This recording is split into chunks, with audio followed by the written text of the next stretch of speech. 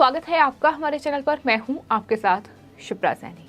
अपने मुंह मियां मिट्ठू बनना, ये मुहावरा आपने जरूर सुना होगा और ये मुहावरा अब पश्चिम बंगाल की ममता बनर्जी सरकार पर बिल्कुल फिट बैठ रहा है। जिस तरीके से पश्चिम बंगाल की मुख्यमंत्री ममता बनर्जी खुद को ही पुरस्कार बांट रही हैं, जिसके चलते बंगाल का सियासी पारा अब बढ़ चुका है और अवार्ड वापसी का सिलसिला भी बंगाल में शुरू हो चुका है। साहित्यकारों का ये साफ तौर पर कहना है कि ममता बनर्जी को ये अवार्ड देना ऐसे लोगों की बेइज्जती है जो साहित्य के लिए अपना पूरा जीवन समर्पित करते हैं। आपको बता दें, दरअसल गुरुदेव रविंद्रनाथ टैगोर की 161वीं जयंती के मौके पर पश्चिम बंग बांग्ला अकेडमी ने मुख्यमंत्री ममता बनर्जी को एक नया अवार्ड देने का ऐलान किया। सरकारी कार्यक्रम में उन्हें ये अवार्ड से सम्मानित किया गया। अब कई साहित्यकार अकेडमी के इस फैसले के विरोध में उतर आए हैं। उनका साफ तौर पर यह कहना है कि ये जो फैसला अकेडमी ने किया है, ये जाहिर तौर पर जो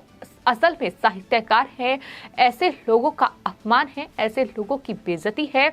और इसी कड़ी में बंगाली लेखक राशिद बंदोपाध्याय ने अपना अवार्ड अकेडमी को वापस कर दिया है।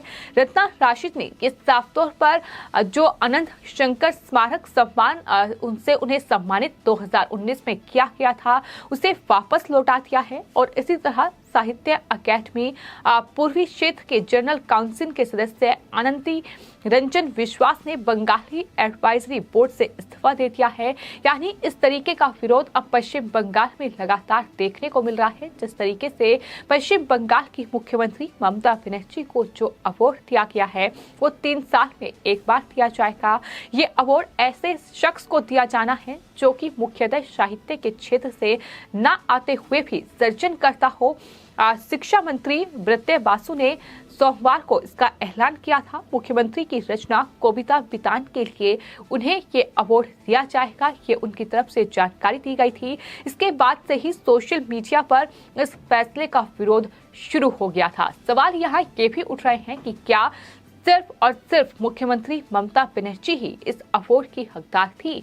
क्या पूरे पश्चिम बंगाल, जो कि साहित्य के लिए ही जाना जाता है, जिसमें तमाम साहित्यकारों ने जन्म लिया है, तो ऐसे में क्या सिर्फ और सिर्फ मुख्यमंत्री को ही इस अवार्ड के लिए चुना जाना सही है? ये सवाल लगातार उठ रहे हैं और यही वजह है कि सोशल मीडिया पर भी यूजर्स लगातार पश्चिम बंगाल की मुख्यमंत्री ममता बनर्जी पर सवाल उठा रहे हैं।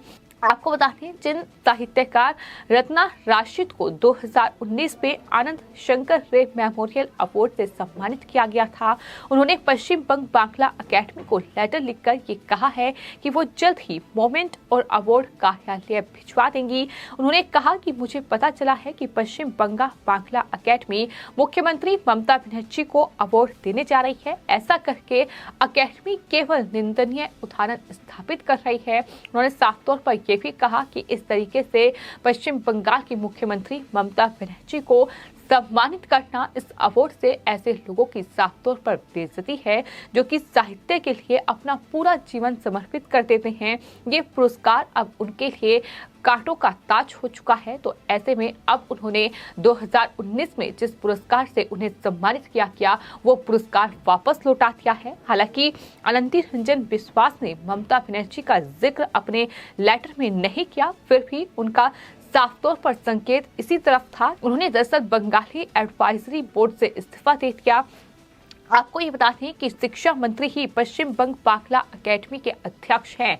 ये सबसे बड़ी बात है। ऐसा नहीं है कि अकेडमी ने पश्चिम बंगाल की मुख्यमंत्री को चुना है, बल्कि जो अकेडमी के अध्यक्ष हैं वो शिक्षा मंत्री ही हैं। और पुरस्कार वितरण के दौरान पश्चिम बंगाल की मुख्यमंत्री मंच पर मौजूद थी, लेकिन उन्होंने खुद इस अवार्ड को नहीं लिया। बस उन्हें ममता बनर्जी की जगह इसे स्वीकार किया। ममता बनर्जी ही साहित्य संस्कृति मंत्रालय की हेड भी हैं। आपको बता दें तो इस तरीके से पश्चिम बंगाल की मुख्यमंत्री ममता बनर्जी को ये अवार्ड मिलना साफ तौर पर बताता है कि किस तरीके से कहीं ना कहीं खुद का ही सम्मान किया जा रहा है, खुद की ही तारीफ की जा रही है, खुद को ही इस तरीके से अवार्ड से सम्मानित किया जा रहा है। ये अपने आप में बताता है कि किस तरीके से कहीं ना कहीं पश्चिम बंगाल में जहां एक तरफ लगातार हम देख रहे हैं कि किस तरीके से पश्चिम बंगाल में ममता बनर्जी सरकार पर सवाल उठ रहे हैं, लगातार ममता बनर्जी घिरी हुई हैं, तो दूसरी तरफ अपनी तारीफ कहीं ना कहीं खुद ही की जा रही है, जिस तरीके से खुद को ही ये अपोज किया जा रहा है। तो ऐसे में जाहिर तौर पर साहित्यकारों का गुस्सा अब 7वें आसमान पर है और तमाम साहित्यकार अब एकजुट हो चुके हैं और इस तरीके से पश्चिम बंगाल में ये अवार्ड वापसी का सिलसिला शुरू हो चुका है।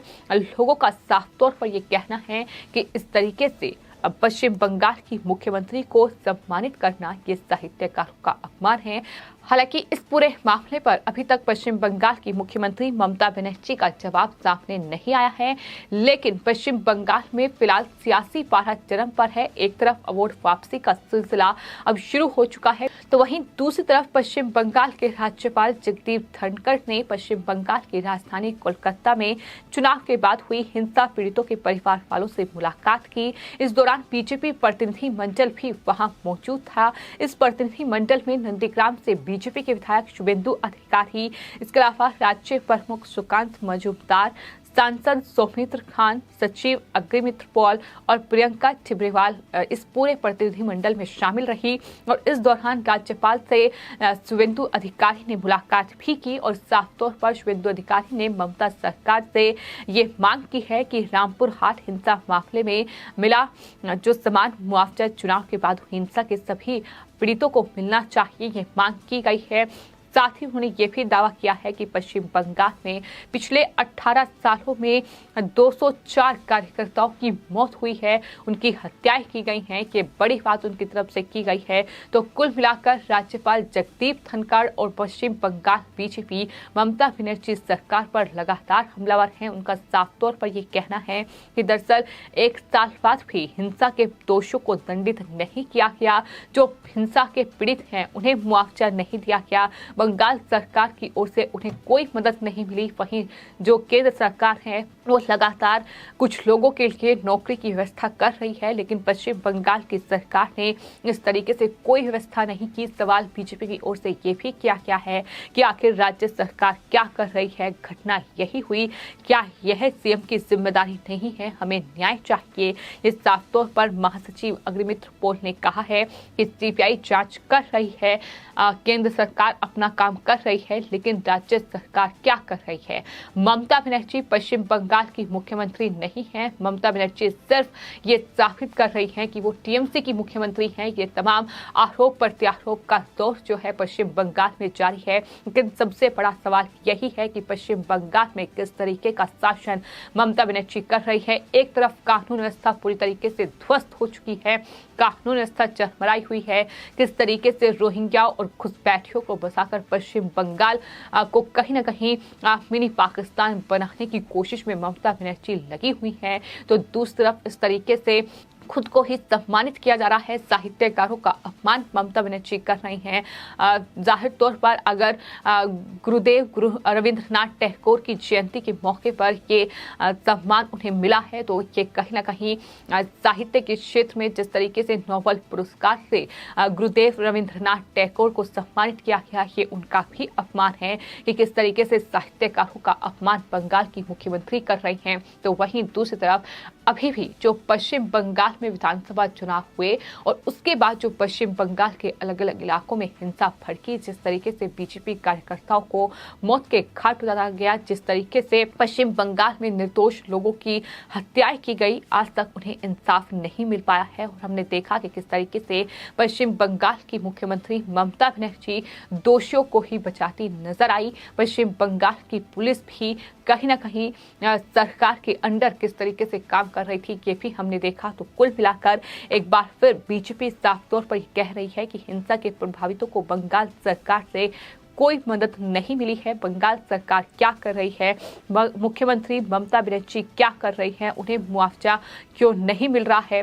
तो वहीं आपको बता दें, हिंसा पीड़ितों और बीजेपी प्रतिनिधिमंडल के साथ मुलाकात के बाद राज्यपाल जगदीप धनखड़ ने भी ये साफ तौर पर कहा है कि मैं इन परिवारों के साथ सहानुभूति रखता हूं और आश्वासन देता हूं कि भारत के संविधान में बहुत शक्ति है, सीबीआई जांच कर रही है, मुख्यमंत्री से इस बारे में चर्चा वो करेंगे और प्रभावित परिवारों की मदद से जुड़े व्यवस्थाओं में हस्तक्षेप वो करेंगे। मुझे प्रदान की गई जानकारी को मैंने नोट कर लिया है, गौर करूंगा कि आवश्यक कार्रवाई इस पूरे मामले में हो। ये साफ तौर पर आश्वासन जो है वो बंगाल हिंसा के पीड़ितों को राज्यपाल जगदीप धनखड़ और साथ ही बीजेपी प्रतिनिधिमंडल को भी राज्यपाल ने ये आश्वासन दिया है। तो कुल मिलाकर हमने देखा कि किस तरीके से जब राज्यपाल जगदीप धनखड़ ने इस पूरे मामले में आवाज उठाई तो बंगाल की मुख्यमंत्री राज्यपाल के लिए ही अपशब्दों का इस्तेमाल करने लगी, उन पर कहीं न कहीं भड़कती हुई नजर आई। तो कुल मिलाकर इस तरीके का कुशासन जो है वो पश्चिम बंगाल में चल रहा है, जिसके खिलाफ बंगाल बीजेपी और अब साहित्यकारों ने भी अपनी आवाज बुलंद कर ली है और इस तरीके से अवॉर्ड वापसी का सिलसिला अब पश्चिम बंगाल में ममता बनर्जी के विरोध में शुरू हो चुका है। फिलहाल आपकी इस पूरे मामले पर क्या राय है, हमें कमेंट बॉक्स में जरूर लिखें और चैनल को सब्सक्राइब करें। धन्यवाद।